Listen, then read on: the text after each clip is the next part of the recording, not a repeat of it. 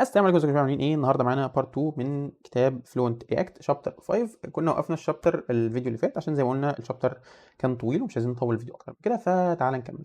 تمام، انا اكشلي ما اتحركتش، انا يعني دوب وقفت شغلت ريكوردنج تاني، فيعني ايه المفروض تلاقيني في نفس المكان يعني. فيلا نبتدي كده، يلا نبتدي. هنبتدي نقول ايه؟ نقول ان الشابتر اللي جاي عندنا او الجزء العنوان الجاي في نفس الشابتر اللي هو يوز ستيت فيرسز يوز ريديوسر. انا مش عارف الموضوع ده ليه مذكور هنا وايه هدف ان احنا نذكره هنا، فاحنا يعني عايز اقول لك ان احنا لو عملنا له سكيب مش هيجرى اي حاجه، بس تعالى نقوله بما ان احنا قاعدين بنقرا. هو بيقول لك ان انت عشان تمانج الستيت او تمانج الرياكتيف فاليوز عندنا في رياكت يعني عندك حاجتين، عندك يوز ستيت ويوز ريديوسر. الفرق ما بينهم ايه؟ الفرق ما بينهم ان انت عندك اليوز ستيت يعني ب... عارفين احنا الفرق بينهم، اظن شفناهم قبل كده في رياكت، مش جايين نتعلم رياكت يعني. الفرق ان اليوز ستيت بتاخد انيشال فاليو تمام وترجع لك الفاليو دي وايه وستر ستيت او ستر فانكشن يعني. في حين ما اليوز ريديوسر بتاخد شكل اعمق شويه، بتاخد ريديوسر ومش بتديك ستر فانكشن، بتديك ديسباتش فانكشن وما الى ذلك. تمام، فهو بيقول لك ان الفرق ده بيخلي ان اليوز ستيت مفيد اكتر للستيت السيمبل اللي هو مثلا انت عندك فاليو واحده زي مثلا string نمبر بوليان ترو فولس الكلام ده كله. لكن مثلا لو الستيت عندك كومبليكيتد اكتر زي مثلا اوبجكت او اري او كده، الموضوع بيبقى صعب من ناحيه انك تمانج الستيت او انك تابديت الستيت بشكل بيخلي شكل الابديتس بشع. تمام، لان زي ما احنا عارفين الستيت ابديتس لازم تكون immutable، يعني زي ما انت مثلا عندك اوبجكت فلازم لما تيجي تعمل ستيت تريتيرن اوبجكت جديد.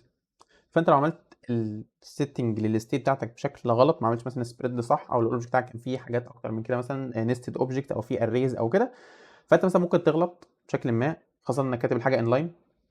تمام، فده ممكن يؤدي لايه؟ لبجز. فالحل الافضل هنا انك تستخدم ايه؟ انك تستخدم يوزر ريديوسر. وبيقول لك هو يعني كفان فاكت كده ان يوزر ريديوسر مستخدمه اصلا جوه يوزر ستيت، او هما الاثنين اصلا نفس الحاجه. انت ممكن تمبلمنت دي باستخدام دي وممكن تمبلمنت دي باستخدام دي، وانا مثلا مديك مثال يعني ان اعمل امبلمنتيشن ليوزر ستيت باستخدام يوزر ريديوسر.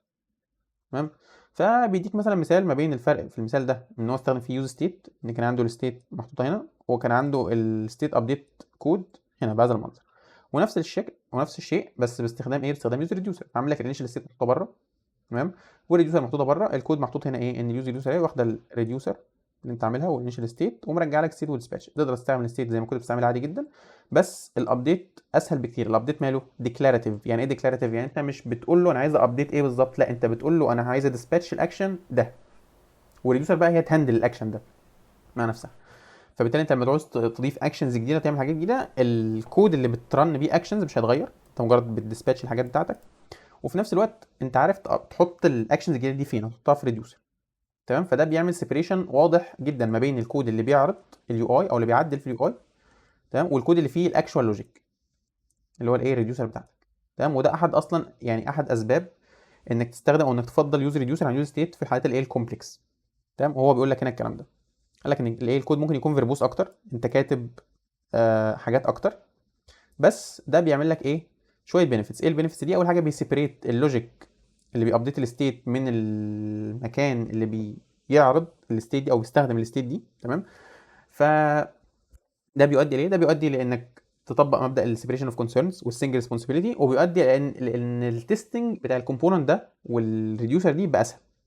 تمام، يعني مثلا مين اسهل في التست؟ ريديوسر اللي هي بيور فانكشن زي دي كده، او انك تكون كاتب الكلام بالمنظر ده؟ مين اسهل في التست؟ اظن الشكل اللي تحت اسهل بكتير يعني. تمام، ومديك حتى مثال في التست عليه. ده اول هام. تاني هام بيقول لك our state and the way it changes is always explicit. explicit يعني ايه؟ explicit يعني واضح، يعني انا عارف الحاجات اللي بتغير في الستيت، يعني انا بقول له dispatch كذا، هنا بعمل increment، هنا بعمل decrement، هنا باد اوبجكت، هنا بريموف اوبجكت وكده. على عكس مثلا يوز ستيت انت بتكون بتعمل اللوجيك بتاع التغيير عندك مكان ما انت بتنادي الفانكشن، فانت شايف فانكشن كبيره مش عارف هي بتعمل ايه بالظبط، لازم تقعد تقرا عشان تفهم.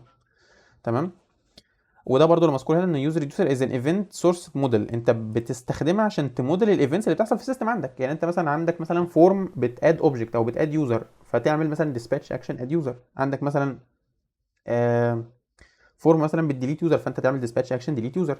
كذلك بما ان كل اللوجيك اللي عندك محطوط في ريديوسر، فانت ممكن بكل بساطه تاد يعني حاجات يوتيليتيز زياده فوق الديسباتشر، زي ايه؟ زي مثلا انك تاد اندو او تاد ريدو او تعمل اوبتيمستيك ابديتس، او تعمل مثلا اناليتيك تراكنج، او تعمل لوجنج ان مثلا تلوج كل اكشن وكل بيلود جات لك. تمام، جوه الريديوسر، لان كده اللوجيك عندك ايه؟ محطوط او معمول له انكابسوليشن في الريديوسر بتاعتك. تمام، تمام. وبيجي في الاخر يقول لك يعني يوز ريديوسر جميله وكل حاجه، يعني نعم كتابه كود اكتر بس جميله وكل حاجه. طب امتى استخدم يوز ستيت وامتى استخدم يوز ريديوسر؟ بيقول لك على حسب الايه الكومبلكسيتي اللي عندك. باختصار قال لك اهو it depends on the complexity of your state. لو كانت ستيت بسيطه استخدم يوز ستيت عادي.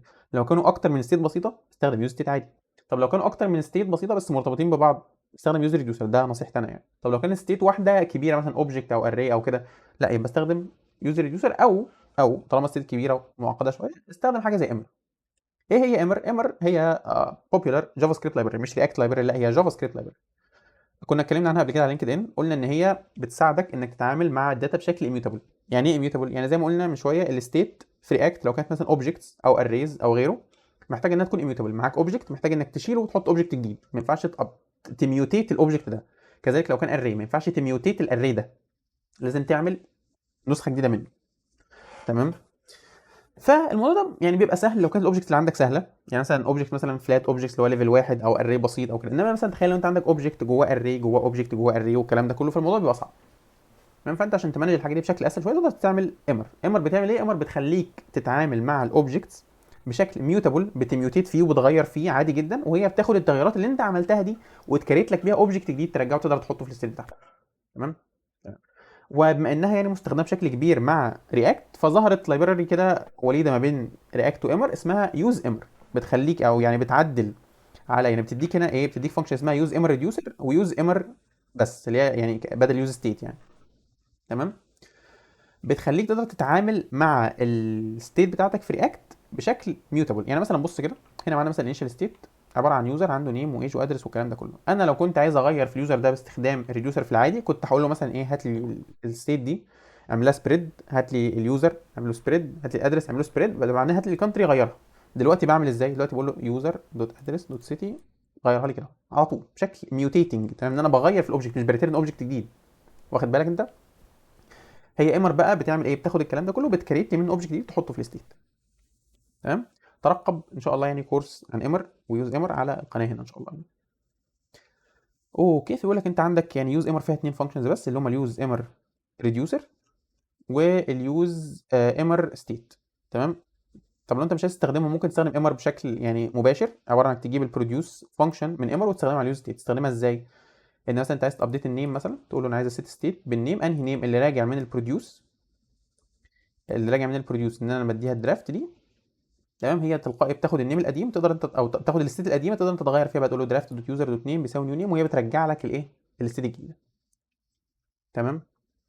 تمام. فبيقول لك Emirates ability to simplify state updates especially in complex or nested state makes it a great companion to React state management hooks. عندك مثلا حاجه زي ريدكس. ريدكس مبنيه فوق امر اصلا. تمام. فكره ان انت لو تاخد بالك مثلا، انت لو بتستخدم مثلا مش ريدكس، ريدكس تول كيت تقريبا، انت لو بتستخدم ريدكس القديمه كنت هتلاحظ انك بتحتاج برضو تسبريد الستيت وتكوبي الحاجه واريز والكلام ده كله. لكن لما بتستخدم ريدكس تول كيت الجديده تلاحظ ان انت مش محتاج كل الكلام ده. ليه؟ لان هم بيستخدموا امر اندر ذا هود. تمام. يعني. نيجي بقى لاخر حبه في الشابتر بتاعنا اللي هم الباورفul باترنز. ايه هم الباورفul باترنز دول؟ عندنا دي بعض من الريندرنج باترنز اللي ممكن تعملها في ايه، في رياكت. منها ريندرنج باترنز، منها حاجات ليها علاقه باللوجيك، بس هم كلهم يعني باترنز خاصه برياكت. قبل ما نخش على الباترنز هو بيقول لك يعني ايه هي الباترنز اصلا. قال لك الباترنز are commonly used solutions for recurring problems in software. يعني ايه؟ يعني حلول متعارف عليها ومستخدمه بايه، بكثره لمشاكل متكرره في الكود عندك، ده اللي بنسميه باترن. سواء بقى ديزاين باترنز، سواء مثلا يعني ريندرنج باترنز، ايا كان الكلام ده كله. هي الفكره ان بكل بساطه يعني انت بتحصل لك مشكله او يبقى عندك مشكله او حاجه انت عايز تعملها، فالمشكله دي متكرره، مش انت اول واحد يقع فيها يعني. فبتتحل ازاي؟ بتتحل برضه بحل معروف ومجرب، واحنا كلنا عارفين ان هو ايه، احسن حل موجود للمشكله دي. تمام. وبيقول لك الحاجات دي معموله ليه؟ معموله عشان يعني تسولف بروبلمز ذات هاز بين انكاونترد اند سولفد باي اذر ديفلوبرز. يعني المشكله دي حلوها ناس غيرك فبيدوك الحل على الجاهز. وغير كده بتسيف لك الايه، التايم اند ايفورت، يعني بتسهل عليك عمليه الديفلوبمنت، تختصر عليك وقت ومجهود. بيقول لك they are often expressed as templates or guidelines for creating software. يعني هو الحل ده ما بيبقاش كود تاخده كوبي بيست، لا الحل ده بيبقى فكره، انت بقى بتطوع الفكره دي للمشكله اللي عندك. زي مثلا الديزاين باترنز، مثلا زي السنجلتون باترن او الادابتر باترن او البيلدر باترن او كده، مش كلهم يعني عباره عن كوبي بيست، او مش ما تقدرش تاخد الحل ده كوبي من حد تشغله انت عندك، لازم تطوعه بشكل ما للمشكله اللي عندك. تمام. تمام. وبيقول لك كمان ان they are typically described using a common vocabulary and notation. يعني كلهم يعني بيتذكروا بايه، بكلمات ونوتيشنز معروفه وواضحه. زي مثلا زي ما اقول لك بيلدر باترن، انا اول ما اقول لك بيلدر باترن فانت تلقائي عارف البيلدر باترن، عارف شكله، عارف بيستخدم ازاي وبيستخدم في ايه وكده، فانت فاهمني على طول، مش محتاج اقعد اشرح لك بقى الباترن اللي بيعمل 1 2 3 4، لا مفيش الكلام ده. تمام. فبيقول لك ايه سوفت وير ديزاين باترنز ار امبورتنت فور سيفرال ريزونز. اسباب ان احنا مهتمين بالباترن، قال لك اول حاجه اليوزابيلتي، ان انا مثلا حد حل مشكله بشكل ما، فانا اقدر اخد الحل ده اطبقه على مشاكل يعني نفس ايه او مشاكل مشابهه في اماكن تانية. الستاندرايزيشن زي ما قلنا ان المشكله دي اتحلت بشكل احنا كلنا اتاكدنا خلاص ان الشكل ده هو احسن شكل فيهم، فكلنا نشتغل بنفس الشكل، فبيخلي كودنا كله لحد ما متشابه. فانا مثلا لما اخش على كود جديد او اقرا كود حد تاني اقدر افهمه بشكل بسيط. لما حد بيكون بيكلمني او بكلم حد على الكود بتاعي اقدر يفهمه ويفهمني. تمام. المينتينابيلتي الحلول دي غالبا بتبقى مينتينابل بشكل كويس، ما بيبقاش فيها لعبكه، ما بيبقاش فيها يعني حركات وسحر وشعوذه او كده، تبقى مينتينابل يعني حاجه كود نظيف تقدر تستخدمه وتقدر تعدل عليه مع الوقت. efficiency الحلول دي غالبا بتبقى efficient كذلك زي ما هي مينتينابل. يعني efficient يعني سريعه، ما بيبقاش فيها برضه لعبكه بالكود، ما بيبقاش فيها تضييع وقت، ما بيبقاش فيها هدر بيرفورمانس، كل الكلام ده. تمام. تمام. طيب تعالى كده نبص ايه على some popular React patterns. اول باترن عندنا باترن كان مشهور زمان يعني اللي هو البرزنتيشنال كونتينر باترن. تمام. ايه هو البرزنتيشن كونتينر باترن؟ الباترن ده بيقول لك بكل بساطه حاجه زي كده، اللي هو ايه، اللي هو بيقول لك ان انت اي كومبوننت عندك انت ما بتعملوش كومبوننت، انت بتعمله اتنين. كومبوننت منهم بيبقى برزنتيشنال يعني مجرد ان هو بيعرض يو اي فقط، زي ما انت شايف هنا سيكشن وباتنز اتش 1 الكلام ده كله. طيب اليو اي ده بيعوز شويه داتا، والداتا دي بيحتاج عليها مثلا شويه لوجيك او فانكشنز او كده. الحاجات دي بتيجي له منين؟ الحاجات دي بتجي له كبروبس من الكونتينر باترن. فانت الكومبوننت بيبقى مقسوم نصين، عندك كونتينر باترن بيبقى فيه كل اللوجيك وما فيهوش اي من اليو اي، هو بكل بساطه بيرندر البرزنتيشن باترن او البرزنتيشن كومبوننت اللي هو في الاخر بياخد الداتا او اللوجيك من الايه، من الكونتينر باترن ويرندره في الايه في اليو اي بتاعه. تمام. ده ليه؟ ده برضه عشان مبدا السنج ريسبونسبيلتي والسيبريشن اوف كونسيرنز، وعشان يسهل التستنج ويسهل الكود ريوز. يعني ايه يسهل التستنج والكود ريوز؟ يعني دلوقتي مثلا لو عايز اتست مثلا اللوجيك ده، فانا عارف ان انا هتست الكونتينر باترن الكونتينر بس. طب لو انا عايز اتست اليو اي بس، فانا هتست البرزنتيشن باترن بس. فسيبريشن اوف كونسيرن وتستنج. تمام. غير كده الكود ريوز انا اقدر استخدم البرزنتيشن ده مع اي لوجيك تاني لان هو مش مربوط بلوجيك معين، اقدر اخده زي ما هو كده استخدمه مع ايه، مع اي يعني كونتينر باترن، مع اي كونتينر كومبوننت مختلف يديله لوجيك مختلف. تمام. طالما بنفس الايه الشكل ده. تمام. طبعا زي ما قلنا الباترن ده كان مشهور زمان. مشهور زمان امتى؟ مشهور زمان قبل الهوكس، لان الهوكس جت واستبدلت الموضوع ده بان انا البرزنتيشن بتاعي بعمله يو اي عادي واللوجيك بتاعي بعمله هوك، مش محتاج اعمل باترن او مش محتاج اعمل كومبوننت جديد يعني كامل يبقى هو فيه لوجيك بس. تمام. فهو ده اللي احنا بنقوله هنا سنج ريسبونسابيلتي سيبريشن اوف كونسيرن تيستنج مش عارف ايه مش عارف ايه مش عارف ايه. تمام. قال لك nowadays container can be replaced with hooks فقط لا غير while still leveraging this pattern even with React hooks can be considered over engineering a small application. تمام. تمام. نيجي بقى لباترن تاني برضو مهم اللي هو الهاير اوردر كومبوننتس. يعني ايه هاير اوردر كومبوننتس؟ قال لك لو هنتكلم مش هنتكلم عن هاير اوردر كومبوننتس، هنتكلم عن هاير اوردر فانكشنز. هاير اوردر فانكشنز يعني فانكشنز بتاخد فانكشنز كبارامترز او بتريتيرن فانكشنز. تمام.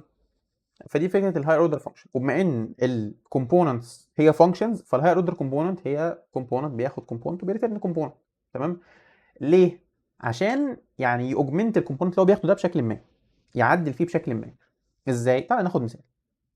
تمام. عندك مثلا هنا كومبوننت، الكومبوننت ده مثلا بيعمل ايه فيتشنج الحاجه من بره، بس لو تلاحظ مش بيهندل مثلا الايرور ستيت ولا اللودنج ستيت. فتعالى نعدله عشان يهندل الكلام ده. يعدله بهذا المنظر ان هو يحط فيه ايه الايرور فاريبلز او مثلا فيه ايرورز والايه اللودنج ستيت كبوليان. تمام. ولاحظ ان اليو اي بتاعه اختلف، ان مش عارف هنشيك لو هو لودنج ولا لو هو ايرور ولا هو ولا ده ولا ده، نعرض ايه الكومبوننت بتاعنا. فلاحظ ان في ايه، في شويه عك كتير زادوا والايه والديسبلاي بتاعنا اختلف. تمام. ولاحظ مثلا ان أنا لو عندي اكتر من كومبوننت بيعملوا لو انا عندي اكتر من كومبوننت بيعملوا نفس الاي بي اي ريكوست او بيعملوا اي بي اي ريكوست بشكل عام يعني، وفي ايرور وفي لودنج والكلام ده كله، فانا هحتاج اكرر الموضوع ده، ولو جيت غيرته هحتاج اغيره في اكتر من ايه من مكان. فاحنا عايزين نوحد الكلام ده كله في مكان واحد، فنعمله ازاي؟ قال لك ممكن نعمله كهاير اوردر كومبوننت. ازاي؟ قال لك ان انا بكل بساطه هعمل كومبوننت اسمه ايه، اسمه with async. with async ده عباره عن كومبوننت. فين الكومبوننت؟ اهو. تمام. هو اهو كومبوننت او فانكشن يعني بتريتيرن كومبوننت. اللي هي دي يعني هي اول حاجه بتاخد كومبوننت وبتريتيرن كومبوننت. الكومبوننت عباره عن ايه؟ بتشوف البروبس بتاعته، لو كان فيها لودنج بتعرض له لودنج، لو كان ايرور بتعمل ايرور، لو مفيش ولا ده ولا ده بتعرض الكومبوننت بالبروبس بتاعته بكل بساطه. طيب استخدمه ازاي؟ استخدمه كالتالي ان انا اقول له انا عايز اعمل كومبوننت تو دو ليست عباره عن التو ليست بس with async. هو غالبا كان بيبقى سميهم with. تمام. يعني with async with مش عارف ايه with كل الكلام ده. تمام. حتى لو بصيت قبل كده يعني في حاجات مثلا زي ريدكس زمان، حاجات زي ايام رياكت لما كانت شغاله كلاس كومبوننتس بس، كنت هتلاقي من الهاير اوردر كومبوننتس دي كتير. وعامة يعني هي ما زالت مستخدمة وما زالت ممكن تستخدمها، بس ما بقتش بنفس الايه البوبيلاريتي زي زمان، يعني ما بقتش بنفس الشهرة. تمام. فنقدر نستخدمه ازاي؟ خلاص عملنا التو ليست بتاعتنا اهي، اقدر استخدمه كده. انا اعمل التو ليست بتاعتي كده، تمام. كل اللوجيك موجود بره، بس اللوجيك بتاع الريندرنج بس موجود هنا. تمام. شلنا بقى النست الترناليز وشلنا كل حاجه، هي تو دو ليست بتعرض نفسها بنفسها، تاخد بس البروبس اللي هي محتاجاها وتعرض نفسها بنفسها. تمام. الفكره ان انا يعني ايه، اول حاجه ممكن استخدم الهاير اوردر كومبوننت اللي عملته ده مع اكتر من كومبوننت ثانيه. غير كده ممكن يبقى عندي اكتر من هاير اوردر كومبوننت اطبقهم على نفس الكومبوننت. يعني ممكن مثلا الكومبوننت دول ده اطبق عليه اكتر من هاير اوردر كومبوننت. مثلا ممكن كومبوننت مثلا بيزود له داتا، ممكن كومبوننت مثلا بيدي له بروبس زياده، ممكن كومبوننت مثلا بيعمل فيه لوجينج او حاجه، زي ما هنشوف كمان شويه. تمام. يعني مثلا هو نفس الكومبوننت ده اللي هو الهاير اوردر كومبوننت اسمه ويز اسync، استخدمناه مع البوست ومع الكومنتس. تمام. وهنا كل واحد ايه يعني هنا هنا البوست اهو استخدمه تمام بنفس الطريقه، ان انا بديله الداتا او بديله اللودنج والايرور، وهنا الكومنتس برضو بديها اللودنج والايرور. تمام. تمام. ماذا بعد. فزي ما انتم شايفين يعني ايه، زي ما انتم شايفين الفكره اللي الايرور كومبوننت انها خلتني اشارك بيهيفير معين ما بين الكومبوننت ده بكل بساطه يعني. بيقول لك برضو في الاخر ايه، ان الهاير components are often also forgone in the favor of hooks as hooks provide similar benefits with added convenience. وهنشوف الكلام ده لما نوصل للاخر. يعني ان هو هنا بيعمل ايه، هو هنا بيحاول يعني يضيف هو هنا بيحاول يضيف فانكشناليتي على كومبوننت، فالفانكشناليتي دي هو بيضيفها بهاير كومبوننت. في جزء كبير من الفانكشناليتي ممكن اضيفه باستخدام هوك، باستخدام كاستم هوك بتاعي. وهنشوف يعني ممكن نشوف بعض الفروقات ما بينهم في الاخر يعني. تمام. بس في كده حاجه لازم نشوفها الاول، الا وهي كومبوزنج الهاير اوردر كومبوننت. يعني ايه كومبوزنج؟ يعني انا عندي اكتر من هاير اوردر كومبوننت عايز اطبقهم على كومبوننت واحد. فبما ان الهاير اوردر كومبوننت دي عباره عن فانكشنز، فانا ممكن انادي الفانكشن دي اديها هاير اوردر كومبوننت، وادي له هاير اوردر كومبوننت، ادي له هاير اوردر كومبوننت كده، وفي الاخر ادي له الكومبوننت اللي انا عايز ايه اطبق عليه كل الكلام ده باي منظر، بهذا المنظر. تمام. ان عندي مثلا هنا كومبوننت اسمه ويز لوجينج، بيعمل ايه، بيعمل كونسول لوج للبروبس. وعندي مثلا كومبوننت تاني اسمه ويز يوزر، بيكريت يوزر، او مثلا بيجيبه من اي اي بي اي او من اي داتا سورس خارجي، ويروح حاطه كبروبس للايه للكومبوننت اللي داخل عليه. فانا مثلا عايز اعمل كومبوننت يبقى فيه لوجينج ويوزر في نفس الوقت. هعملها ازاي؟ هعملها بهذا المنظر. اقول الكومبوننت بتاعي هيبقى الكومبوننت اهو، لما اديله مره الماي يوزر، والكومبوننت اللي راجع من ماي يوزر او من ويز يوزر هديله الايه الويز لوجينج. واصلك الفكره؟ فانا مالي ده يعني بنادي ويز يوزر بالكومبوننت الثاني، ترجع لي الكومبوننت انا دي بويز لوجينج. طب ده لو كان عندي اثنين، طب افرض انا عندي مثلا ايه 7 8 زي هنا مثلا. قال لك عندك لودنج سبينر، اوثنتيكيشن، اوثرايزيشن، باجينيشن، داتا فيتشنج كده. تمام. الحاجه دي او المنظر ده زي ما انتم شايفين يعني بيبقى اقرب لفكره الميدل ويرز في الباك اند. ان انا مثلا عندي كومبوننت معين عايز اعديها على حاجات كتير قبل ما توصل للكومبوننت ذات نفسه. تمام.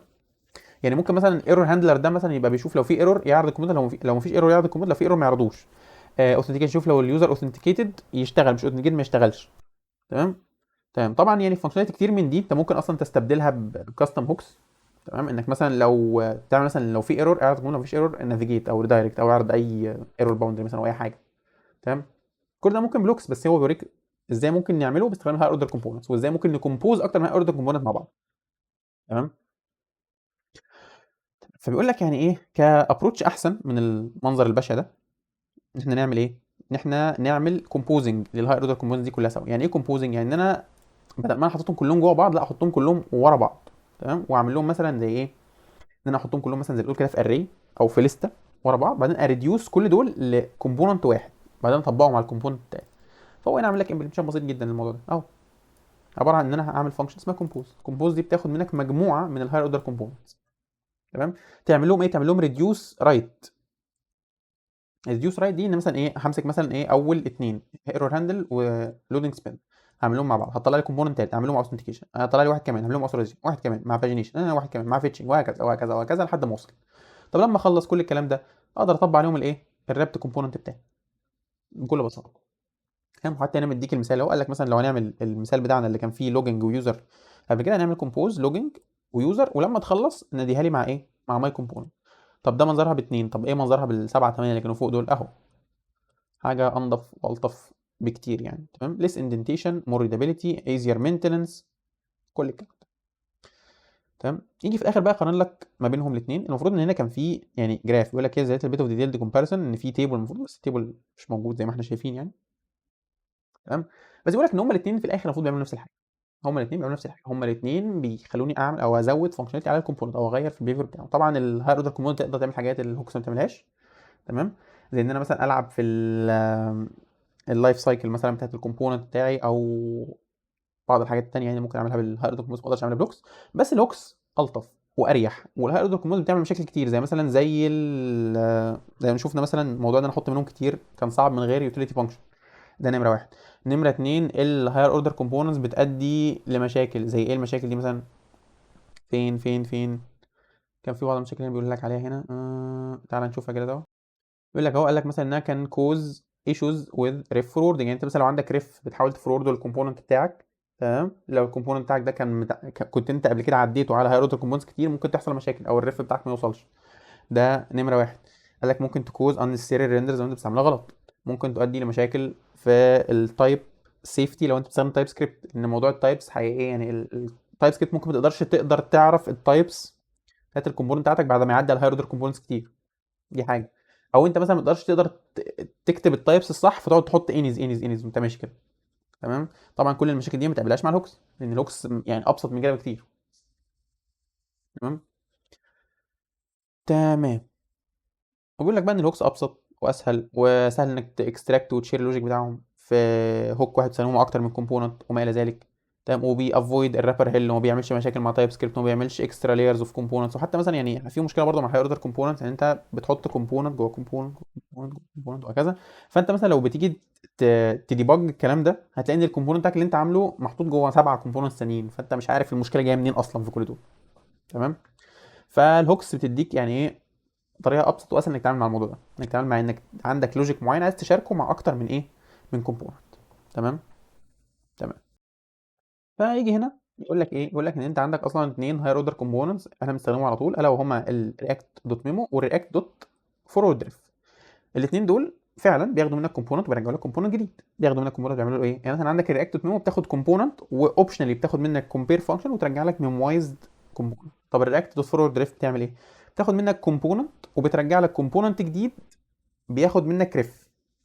لان انت في العادي ما تقدرش يعني مثلا في عندك حاجه اسمها الريف بروب، ده ممكن تديه للنيتيف كومبوننتس بس. تمام. او النيتيف اليمنتس بس. لو جيت تديه الكاستم كومبوننت زي ما انت عامل هنا مش هيرضى، هيقول لك انت بتعمل ايه. ولو جيت تحاول تقرا الريف بروب ده من جوه الكومبوننت مش هيرضى، مش هيطلع لك انديفايند. فانت عشان تعمل كده يا اما تديهوله باسم غير الريف، يا اما تعمل فورورد ريف. وفي حاجه مثلا زي رياكت نيتيف مثلا بتلاقيها بتديك ايرورز وحاجات كده. تمام. تمام. نيجي للباترن اللي بعده، حاجه اسمها الريندر بروبس. ايه هي الريندر بروبس؟ برضه طريقه تانية انك تشارك اللوجيك. تمام. انك يبقى عندك لوجيك معين عايز تشاركه بس على اختلاف اليو اي. تمام. في الحالات اللي فاتت كنا بنحاول نشارك لوجيك مع ايه، مع فانكشنز او كومبوننتس بشكل معين. تمام. سواء مثلا في فكره الهاير اوردر كومبوننتس او فكره الايه، البرزنتيشن كنت البرزنتيشنال كونتينر باترن. تمام. دلوقتي احنا عندنا هنا طريقه ثالثه بنحاول نشارك بيها الايه، اللوجيك بتاعنا. بس المره دي احنا عندنا هدف. ايه هو الهدف ده؟ الهدف ده ان انا عندي لوجيك، اللوجيك ده ثابت على اختلاف اليو اي اللي بيتعرض معاه. تمام. يعني انا عندي لوجيك معين او كالكوليشنز معينه عايز اعرضها باختلاف اليو اي اللي هتعرض فيه او اليو اي اللي هستخدمها. تمام. عايز اثبت اللوجيك وايه واغير اليو اي. انت ممكن تكون بتفكر في حاجه زي دي، طب ما دي ممكن يعملها بوك بكل بساطه. اقول لك فعلا ممكن يعملها بوك. تمام. بس زمان ما كانش فيه هوكس، فكان زمان انا عامله طريقه تانية اسمها ايه، اسمها الريندر بروبس. ايه هي الريندر بروبس دي؟ قال لك انت ممكن تعمل اللوجيك بتاعك كله جوه كومبوننت، وليكن مثلا زي الكومبوننت اسمه ويندو سايز. ده بيعمل ايه؟ ده بيحسب الويندو سايز، الويتس والهايت بتاعه اهو. عنده ستيت ويندو سايز، تمام، ويتس وهايت، وعنده افكت بيحسبها باستخدام شويه ايفنت نسرز وبتاع، وبيخلص. طيب بعد كده انا حسبت الكلام ده كله، عايز بقى اشارك اشارك المعلومه دي مع الايه، مع الكومبوننتس الثانيه. اعملها ازاي؟ طب ما اقدرش احطها في فانكشن واطلعها لان دي هوكس. فانا دلوقتي ممكن اعملها بكاستم هوك، او طب لو مش عايز اعملها بكاستم هوك او ما عنديش امكانيه ان انا اعملها بكاستم هوك، زي مثلا انا شغال في كلاس كومبوننت او كده، اعمل ايه؟ قال لك يا باشا ممكن بدل ما انت تطلع اللوجيك لبره، لا تاخد اليو اي اللي جوه. يعني ايه تاخد اليو اي اللي جوه؟ بص كده، خلي الكومبوننت ده بياخد بروب اسمه ريندر. ممكن يكون اي اسم مش لازم ريندر يعني، بس خلينا مثلا نسميها ريندر. الريندر ده عباره عن ايه؟ الريندر ده عباره عن فانكشن بتريتيرن شويه يو اي. تمام. عباره عن فانكشن بتريتيرن شويه يو اي. فانا بعمل ايه؟ باخد الفانكشن دي وبناديها اهو، بقول له بروبس دوت ريندر، هي تكون اليو اي بتاع ويندو سايز دي. فطبعا ما ان هي جايه لي من بره، فممكن احط فيها اي حاجه. هنا مثلا حاطط فيها ديفايه، ممكن احط فيها باراجراف، ممكن احط فيها اي كومبوننت تاني. تمام. بس لاحظ بقى بما ان ويندو سايز هو اللي بيناديها، فويندو سايز ده ممكن يديها اي داتا من عنده من بره، فويندو سايز بيديها ايه؟ بيديها السايز اللي هو حاسبه هنا. تمام، فهو بكل بساطه ويندو سايز بيحسب السايز بتاعه وبيديه للريندر فانكشن، الريندر فانكشن بقى تستخدمه زي ما هي عايزه. في الحاله دي مثلا بياخد الويتس والهايت عشان يقول له مثلا الويندو سايز بتاعها ويتس كذا في هايت كذا. تمام. طبعا اليو اي ده ممكن يغير بقى شكل، بس الفكره ان اللوجيك كله محسوب معمول له انكابسوليشن جوه الويندو سايز ده، بطلع منه بس ايه؟ الويتس والهايت. تمام. فده شكل من الاشكال. وفي شكل تاني من انك تعمل الريندر بروبس دي، هو ايه؟ هو ان احنا هنا مثلا كنا مديله بروب اسمه ريندر. في طريقه تانية ان انا اديله يو اي من غير ما اديله بروب اسمه ريندر، ان انا اديه له كتشيلدرن. ازاي؟ بص كده اهو، نفس المثال اللي هو بس ادينا له كتشيلدرن. عملنا ايه؟ بدل ما ادينا له بروب اسمه ريندر، لا فتحنا اوبن تاج وكلوزنج تاج وادينا له في النص فانكشن. الفانكشن دي بتستلم مني الايه؟ نفس الكلام، بتستلم مني البروبرتيز اللي هم الويتس والهايت، وبتعرض اليو اي اللي عايزاه. طب الكلام ده هيوصل له ازاي؟ الكلام ده هيوصل له لان زي اي حاجه بتتحط ما بين الاوبننج تاج والكلوزنج تاج، بتوصل للكومبوننت بتاعها كبروب اسمه تشيلدرن. فهو بدل ما يعمل بروبس دوت ريندر يعمل بروبس دوت تشيلدرن ويناديها عادي. تمام، اي حاجه بتتحط بتبقى تشيلدرن. تشيلدرن دي ممكن تكون سترينج، ممكن تكون نمبر، ممكن تكون اي حاجه انت بتحطها ما بين الستارت تاج والكلوز تاج، زي مثلا زي ما هنشوف مثلا فين. هات لي اي مثال تاني مثلا. مم، فين سريعا كده اي مثال. يا ساتر يا رب. هنا مثلا عندك اهو، مثلا عندك دي مثلا اتش 1. الاتش 1 شايف اللي ما بين الاوبننج تاج والكلوزنج تاج ده التشيلدرن بتاع الاتش 1. لو كانت اتش 1 دي مثلا كاستم كومبوننت كان هيبقى ده اللي هو السترنج ده محطوط في الايه؟ في التشيلدرن بروب بتاعها. فاحنا بدل ما حطينا سترنج او نمبر او ايا كان، حطينا ايه؟ حطينا فانكشن. وهو عادي ممكن ياخد فانكشنز ك تشيلدرن عنده، فاخد الفانكشن دي وعمل لها نداها بالايه؟ بالداتا اللي هو حاسبها اللي هم الويتس والهايت. تمام. تمام. بس كده. ففي ناس بتفضل دي، في ناس بتفضل دي، بس هي في الاخر يعني ايه؟ مش هتفرق كتير. تمام. هل الشكل ده لسه هتشوفه؟ اه لسه تقدر تشوفه، مع ان ممكن نستبدله بكل سهوله بالهوك زي ما هو قال لك هنا اهو، رياكت هوكس اليمينيت ذا نيد فور ذيس باترن. بس ممكن تشوفه لسه في بعض اللايبريز اللي بتعمل هيدلس يو اي، زي مثلا زي لايبرري اسمها هيدلس يو اي فعلا. لو جبنا كده بريف قلنا له مثلا هات لي هنا ايه؟ هيدلس يو اي. هيدلس يو اي وريني كده مثلا، عايزين مثلا الايه؟ دروب داون منيو تقريبا. هشوف الكود بتاعها. فين. لحظه كده اجيب لكم الايه؟ الحته اللي انا عايز ادور عليها. اهي بيقول لك مثلا انت لو عايز تعرف اذا كانت المنيو دي اكتف ولا مش اكتف، تقدر تجيب على المنيو بutton تدي له ايه؟ تدي له ريندر بروب. ريندر بروب احد الحاجات اللي ممكن تديها لك هي الاكتف بروب، تعرف انه هل هو اكتف ولا مش اكتف بكل بساطه يعني. تمام. ليه؟ لان المنيو ايتم ده او المنيو بutton ده اكيد جوه عنده ستيت او بيحسب شويه حاجات وبتاع، من ضمنها الاكتف ستيت دي، وبيديها لك باستخدام الايه؟ ريندر بروب. تمام. هل ده ازاي ده ممكن يعمله كهوك؟ يعني ممكن يعمله بكل بساطه ان هو يديك اليو اي اليمنت تمام لوحده، ويديك مثلا هوك تاني مثلا، او يديك الايه؟ داتا بشكل باي شكل مختلف. تمام. او يديلك مثلا كبروب وانت تديها له كستيت مثلا يعني. تمام. تمام. نرجع لايه؟ الموضوع عندنا كمان باترن اسمه الكنترول بروبس. ايه هو الكنترول بروبس؟ الكنترول بروبس عشان نبقى فاهمينها لازم نفهم ان احنا عندنا نوعين من الكومبوننتس جوه رياكت. الكومبوننتس دي النوعين دول هم ايه؟ هم الكنترولد والان كنترولد كومبوننتس. ايه هم دول؟ فلنفترض مثلا ان احنا عندنا حاجه بالمنظر ده، انبوت بالمنظر ده. تمام. انبوت اهو وعنده فاليو وعنده ايه؟ اون تشينج. دلوقتي الانبوت ده لو انا سالتك مين اللي بيتحكم في الفاليو بتاعته؟ مين اللي بيتحكم في الفاليو بتاعته؟ هتقول لي البيرنت بتاعه. البيرنت بتاعه اللي هو مين؟ اللي هو الفورم كومبوننت ده. يعني الانبوت ده ما بيتحكمش بنفسه، الانبوت ده ما بيتغيرش من نفسه. لا، الانبوت ده لما بيجي يتغير بيقول لي رياكت ان انا اتغيرت، فرياكت بتغيره. بيقول لي رياكت ان انا ايه؟ ان انا حصل لي تشينج ايفنت، فالتشينج ايفنت ده رياكت بتستلمه او البيرنت بتاعه يعني بيستلمه ويغير الستيت اللي هو بياخد منها الفاليو بتاعته. تمام. فده كده كنترول. كنترول دي مين اللي بيكنتروله؟ البيرنت بتاعه بيعمل له كنترول. تمام. هل في نوع تاني؟ اه في نوع تاني، ان هو ما يكونش كنترول، بيبقى اسمه ان كنترولد كومبوننت، ما بيبقاش عنده فاليو بروب ولا اون تشينج بروب. ويبقى الطريقه الوحيده ان انا اقدر اشوف الفاليو بتاعته هي عن طريق ان انا اديله ريف، ان انا اعمل ريف واديه له عشان اتعامل معاه من خلال الايه؟ الدوم اي بي اي. تمام. فده كنترولد وده ان كنترول.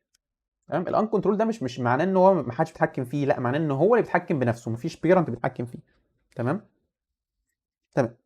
ف جينا بقى احنا عايزين ايه؟ عايزين الكومبوننت بتاعنا يبقى في نفس الوقت كنترولد وان كنترولد، هو بيتحكم بنفسه وفي نفس الوقت انا ممكن اتحكم بيه من بره او اوفر رايد على التحكم بتاعه من بره. فعملنا ده ازاي؟ عملنا ده عن طريق حاجه اسمها الكنترول بروبس.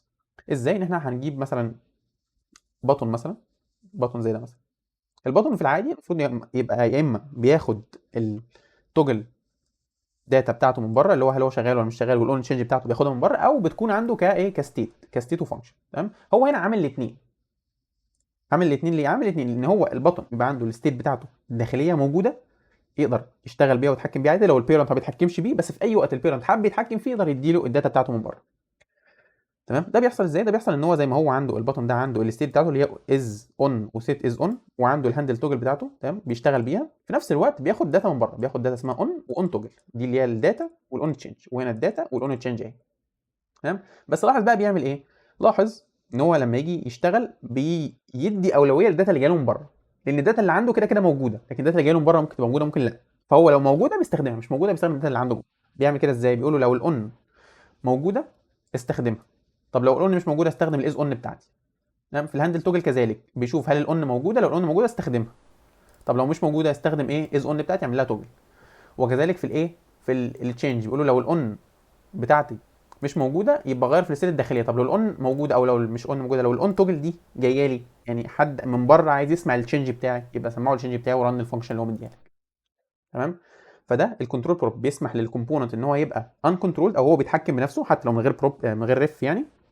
بس الفكره ان هو الكومبوننت بيتحكم بالستيت بتاعته جواه، مفيش بيرنت بيتحكم بيه، وفي نفس الوقت البيرنت لو في اي وقت حب يتحكم بيه يقدر يتحكم بيه. تمام.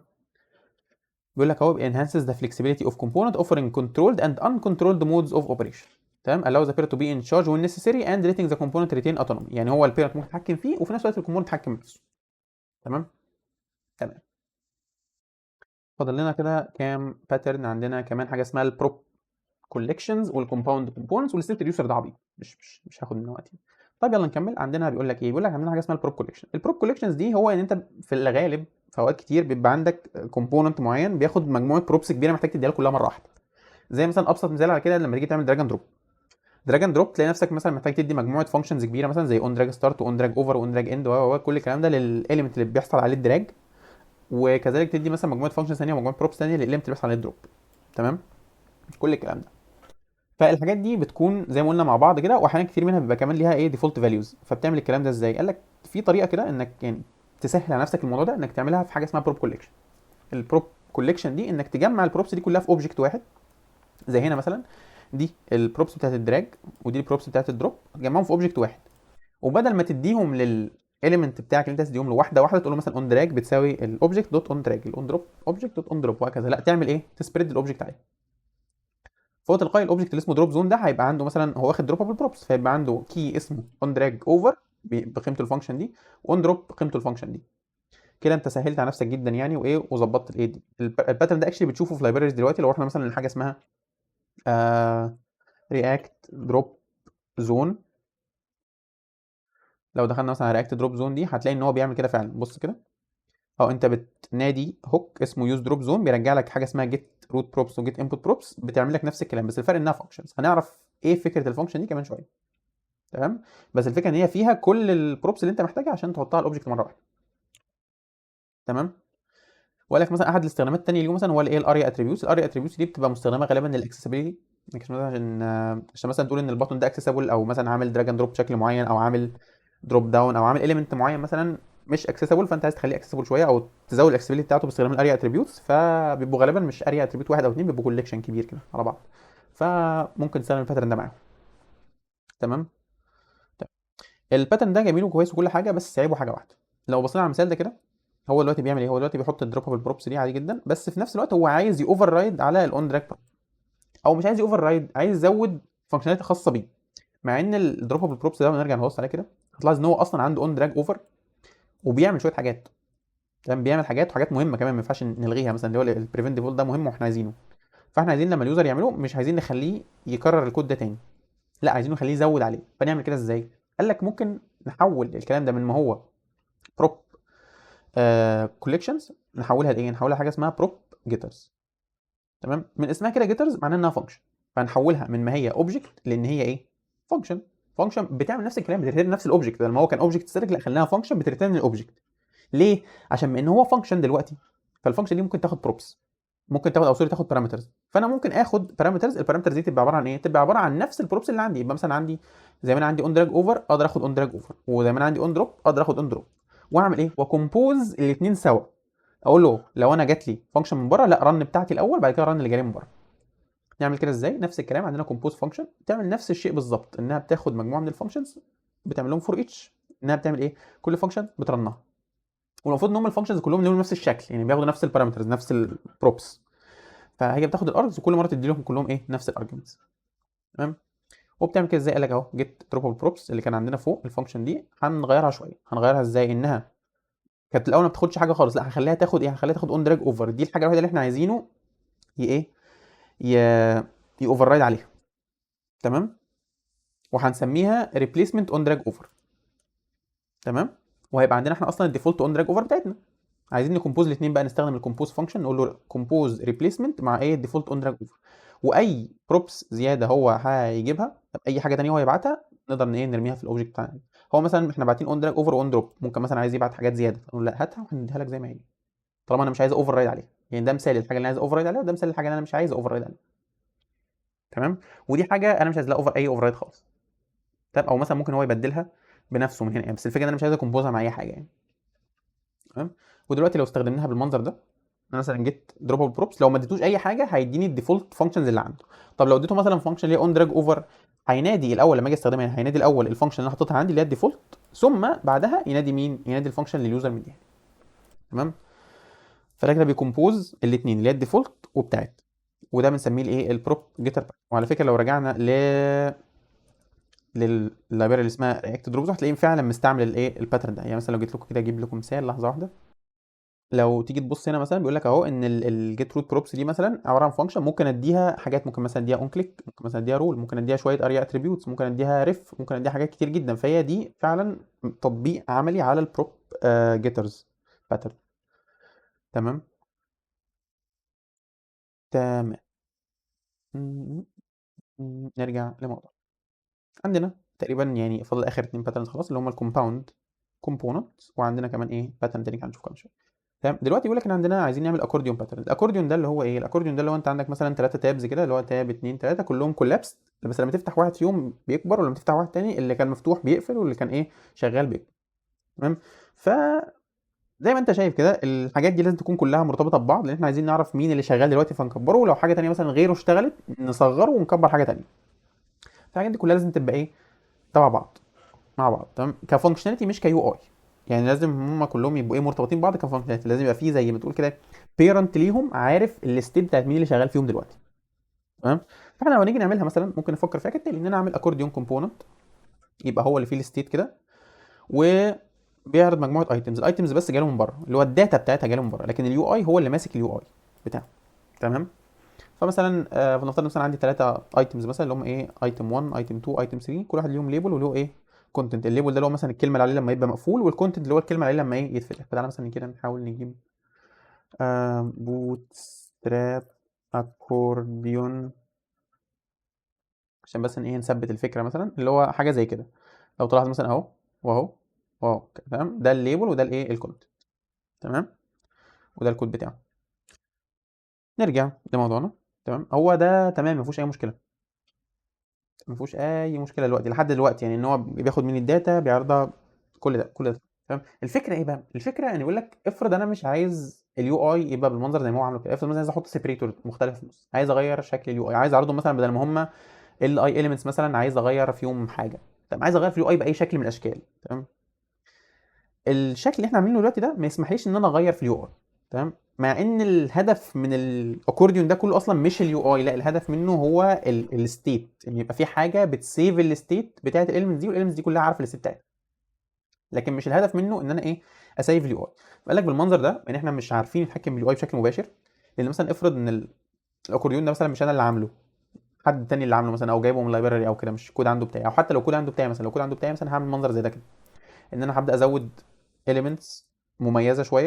يعني مثلا هنا الاليمنتس دي عندها ليبل وكونتنت، وهنا الليبل بتاعها بيبقى كلام، لكن مثلا هزود انا element جديد الليبل بتاعه خطوط كده او داشز، بحيث ان انا ارجع لليو اي اقول له لما تقابل المنظر ده لا اعمل لي سيبريتور بشكل معين، او اعرض لي يو اي مختلف بشكل معين.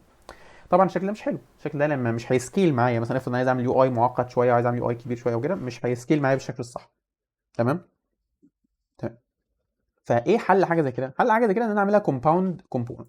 مش انا قلت لك انا مش مهتم يعني المفروض ان الاكورديون ده مبقاش مهتم بشكل اليو اي، او مبقاش هو اللي ماسك اليو اي. فاحنا هنعمل يعني انفيرجن اوف كنترول، هنخلي البيرنت بتاع الاكورديون او اللي بيستخدم الاكورديون ده هو اللي يتحكم باليو اي. تمام، طبعا يعني وذين كونسترينس، يعني هنحدد له شويه حاجات. بس الفكره ان الاكورديون ده مش هيبقى فيه اي حاجه غير الستيت.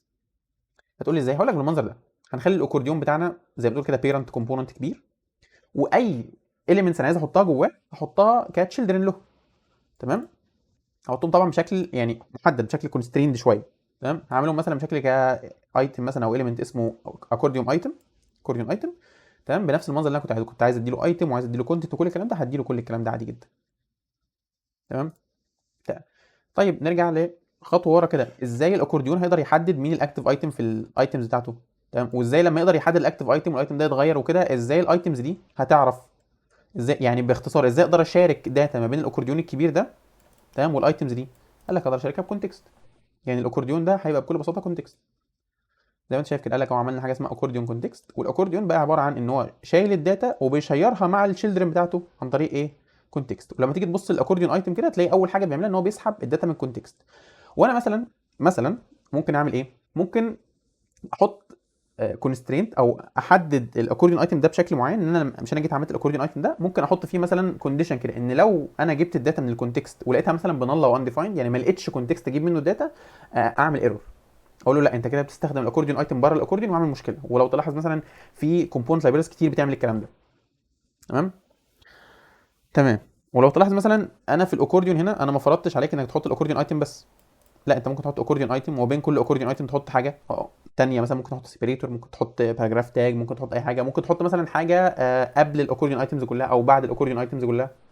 تمام، عادي جدا، انت ليك الحريه كامله انك تعمل اي يو اي انت عايزه جوه. تمام. اهم حاجه بس ان الحاجات اللي هتبقى في الاكورديون تبقى في خلال الايه الاكورديون ايتم اليمنت ده او الكومبوننت ده.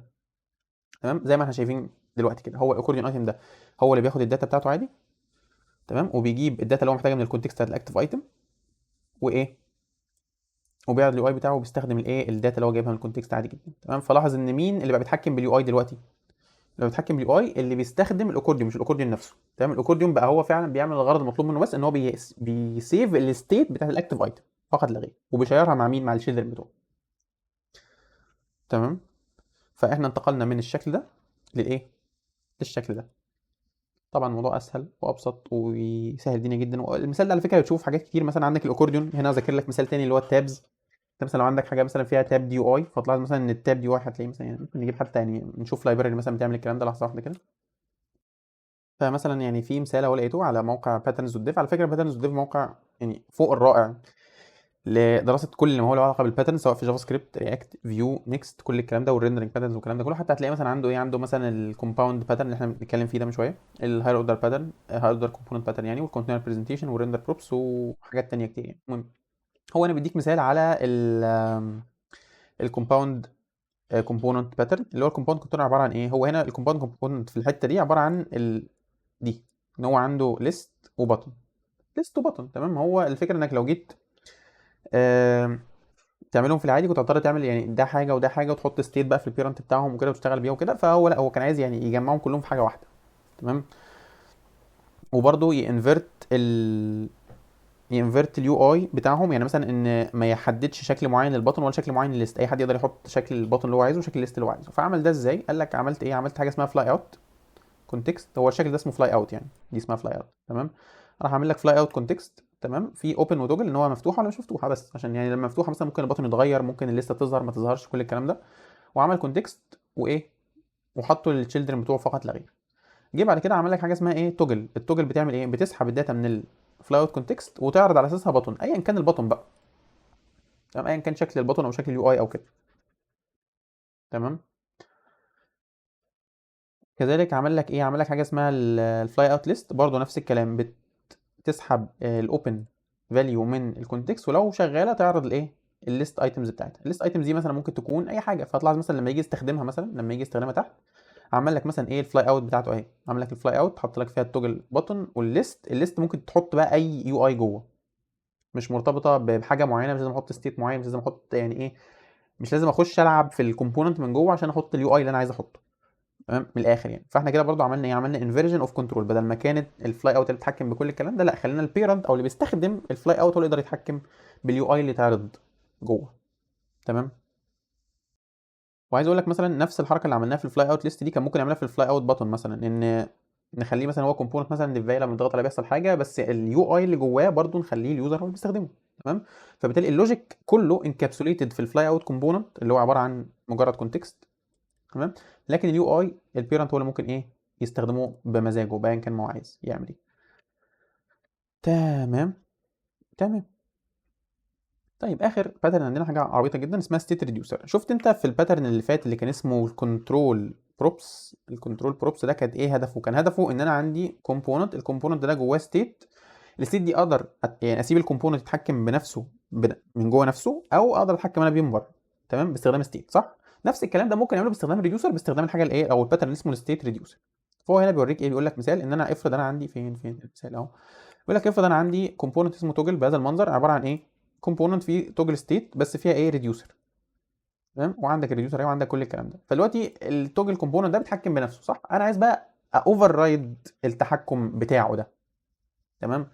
فهعمل ايه؟ هحول التوجل ده من ان هو زي ما هو عايش كده، لا هخليه بياخد حاجه اسمها ستيت ريديوسر جاله من بره. تمام. وهابديت الريديوسر فانكشن اللي هو بيشتغل بيها. هابديتها ازاي؟ هابديت اقول له انك قبل ما ترن الابديت بتاعك اللي بتعمله في الريديوسر، لا انت هتحسب الابديت الاول بانك تعديها على الريديوسر بتاعتك عادي. بعد ما تعديها على الريديوسر بتاعتك عادي، عديها على الريديوسر اللي جالك من بره. والريديوسر اللي جالك من بره هي اللي بقى تتحدد هل انت يعني ايه هنعمل الابديت ده ولا مش هنعمله، ولا هنغير فيه حاجه وكده وهكذا. فتلاحظ ان الابديت حتى بقى بياخد بروب جديد، حاجه اسمها تشينجز. التشينجز دي اللي فيها النكست ستيت اللي حسبتها التوجل ريديوسر بتاعت الايه؟ التوجل ده. واجي انا بقى من بره، اجي من بره لما اجي بستخدم التوجل ستيت ده، بعمل ريديوسر جديده بديها له هنا اهو. مثلا في الحاله دي هعمل له ريديوسر جديد عباره عن ايه؟ عباره عن مثلا لما يبقى اليوم 3 ما ايه ما تطفيش النور. هو من فرض مثلا التوجل ده عباره عن نور او لمبه او حاجه، قال له لما يبقى يوم 3 ما تطفيهاش. لكن غير كده لا، اشتغل بالتشينجز بتاعتك عادي. تمام. هنا بيريتيرن ستيت يعني ما تغيرش اي حاجه. هنا ريتيرن تشينجز معناها ايه؟ اعمل التغيرات اللي حصلت فعلا، يعني ابلاي نيكست ستيت فعلا. تمام.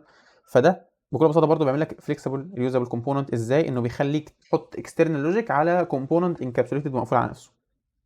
تمام. تمام. وبكده يبقى الشابتر بتاعنا خلص. الشابتر بتاعنا خدناه على فيديوهين زي ما شايفين، كان طويل، كان اطول الشباتر اللي موجوده في الكتاب ده يعني. اتعرفنا فيه على ايه؟ اتعرفنا فيه على ميموزيشن، اتعرفنا فيه على ليزي لودنج، اتعرفنا فيه على ريديوسر والستيت، اتعرفنا فيه على مجموعه كبيره من الباترنز اللي ممكن نشوفها في رياكت كرندرنج باترنز. تمام. في عندنا شويه اسئله ممكن تبصوا عليها كده تشغلوا بقى دماغكم شويه. وباذن الله الشابتر اللي جاي هنتعرف على سيرفر سايد رياكت، هنشوف ازاي اصلا يعني الرياكت باستخدام ريندرنج ككلاينت سايد، ونشوف ايه مشاكل الكلاينت سايد ده، ونشوف ازاي ننقلها كسيرفر سايد ونعمل ده بنفسنا، ونشوف ليه ما نعملش ده بنفسنا، عشان بعد كده نتعرف على الفريم ورك ونشوف هي بتعمل لنا ده ازاي وبتسهل علينا الدنيا ازاي. فبس كده، ده كان كل اللي عندي في الفيديو ده. اشوفكم الفيديو الجاي ومع السلامه.